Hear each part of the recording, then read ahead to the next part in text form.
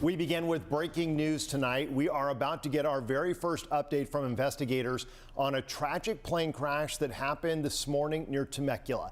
6 people died when they hit the ground and burst into flames near an airport. Good evening and thanks for joining us tonight. I'm Steve Price. And I'm Kirsten Holmes. A press conference is planned to start any second now to release more information about that deadly crash.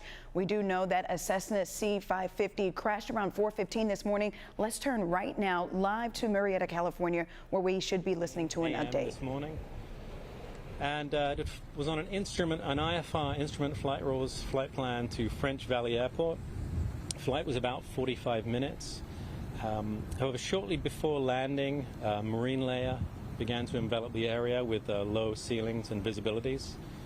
The pilot reported to air traffic control that he was going to perform a missed approach, which is generally happens when a pilot can't see the runway environment. Air traffic control then provided the pilot with a clearance to perform the public missed approach and then cleared the airplane to return for landing again. Airplane crashed about 500 feet short of runway 18, which was appeared to be the original intended landing runway. Debris field was about 200 feet long. Most of the airplane, with the exception of the tail, was consumed by fire. 6 people on board and all were fatal. So we plan on spending the next 1, possibly 2 days on scene, then recovering the airplane to a secure facility where we'll continue the investigation. We have representatives from the FAA here. We'll also have representatives from Cessna and Pratt & Whitney, the airframe and engine manufacturers, on scene tomorrow. Preliminary report should be in about 14 business days, and then a final report generally takes anything from 12 to 18 months. So, if you have any questions. Yeah, so I don't have names for you. The coroner will release names, but we don't have, we know that one of them was a certified commercial pilot, and he was sitting in the pilot's seat. The rest of them, we don't have any information on them right now. We're still working. Oh, all adults, yeah. All adults. What do we know about the plane? Was it privately owned, or was this run by a commercial jet business? It appeared to be privately owned. It's something that's going to take us a few days to work out exactly who owns it, though. Was this a scheduled flight?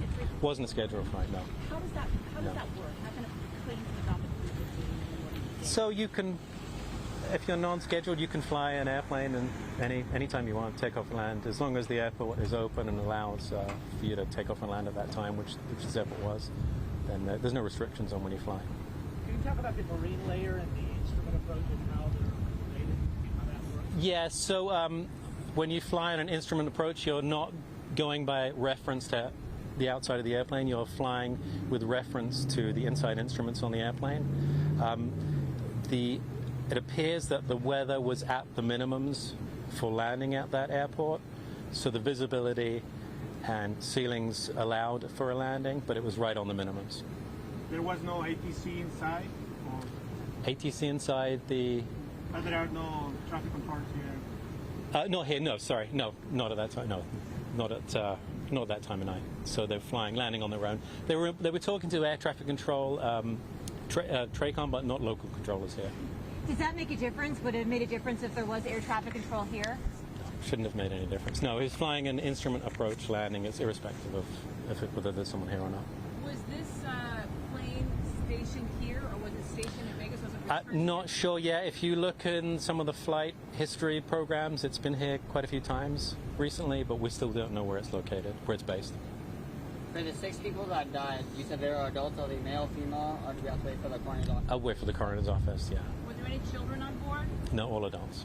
So. Was there any communication about what was happening right before? I haven't listened to the audio yet, haven't had time, but we will. It's one of the things we'll be doing. We'll be reviewing the full air traffic control audio tapes between the pilot and air traffic control. So. Too soon to say whether weather... It's too soon to say, yeah. Right now we're in a evidence gathering phase, so it would be too soon to come to any conclusions as to what may have happened. Can you talk a little bit about those minimums you talked about?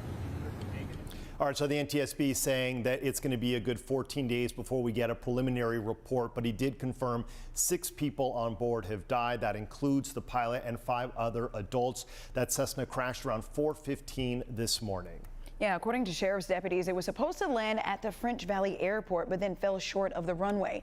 CBS 8's Regina Murrieta is live at the scene where officials are now investigating the second fatal plane crash in that area in less than a week. Regina. Well, guys, that devastating scene is just right behind me, and right now the presser is currently taking place. You're hearing those first updates from officials, but I want to get to video so I can show you a closer shot of what the damage looks like. You can see that jet burned to a crisp. All that is left is charred debris, and that's what still remains in that field. You can also see part of that wing of that plane all burnt. And just to give you some more perspective, I want you to take a look at that fence fairly close to the accident. That fence is how close they were to get to the airport runway. As you heard in the presser, they were about 500 feet away. All 6 people on board did not survive, according to officials. Right now, the National Transportation Safety Board as well as the FAA are still investigating. Now, we're still having more questions, but earlier today we did talk to a business nearby who saw the crash unfold. They did say early foggy weather could have contributed as well. The harsh conditions that we get here in the valley, this particular area, every morning it's like a snow flurry. It's almost like a whiteout if you're in the hills. You couldn't see probably 2 to 5 feet in front of you. So to try and attempt to make a landing, they probably did a couple circles, set the autopilot, and unfortunately they didn't make it. And back here live, we're going to continue listening in to officials to see what else they have to say. So stick with us, and we'll try to give you more updates in the next half hour. And of course, check back on CBS8.com. Steve and Kirsten.